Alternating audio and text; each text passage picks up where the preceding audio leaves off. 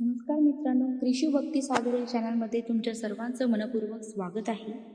कृष्णाने राधेशी लग्न केलं नाही तरीही जगात सर्वात पवित्र प्रेम म्हणून त्यांचंच नाव घेतलं जातं. नेमकं असं का?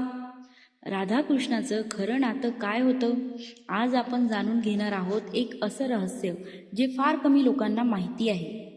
कृष्ण आणि राधा यांची कथा सुरू होते वृंदावनात, जिथे बालकृष्ण आपल्या बासरीच्या सुरांनी सगळ्यांना मंत्रमुग्ध करत होते. राधा एक साधी गोपी, पण तिचं मन पूर्णपणे कृष्णामध्ये विलीन झालं होतं. हे प्रेम साधं नव्हतं, हे प्रेम होतं आत्म्याचं, जे शब्दामध्ये कधीच मांडता येत नाही. राधा आणि कृष्णाचं खरंच लग्न झालं होतं का? काही ग्रंथांनुसार, जसं ब्रह्मविवर्ता पुराणात सांगतात, राधा आणि कृष्णाचं गुप्तपणे लग्न झालं होतं.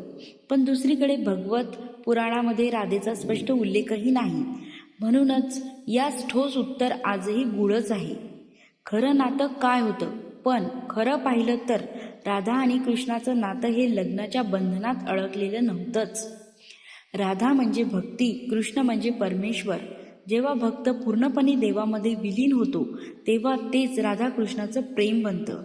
म्हणूनच त्यांचं प्रेम हे निस्वार्थ, शुद्ध आणि अनंत मानलं जातं. वेगळं होऊनही एकत्र. कृष्णाने पुढे द्वारकेला जाऊन रुक्मिणीशी विवाह केला, पण राधा कधीच त्याच्या हृदयातून दूर गेली नाही. त्यांचं प्रेम कधीच संपलं नाही, ते फक्त रूप बदलून अधिक गहीर झालं. म्हणूनच आजही जगात राधाकृष्ण नाव एकत्र घेतलं जातं, कारण हे प्रेम लग्नापेक्षा मोठं आहे. हे प्रेम आहे आत्मा आणि परमात्म्यांचं मिलन.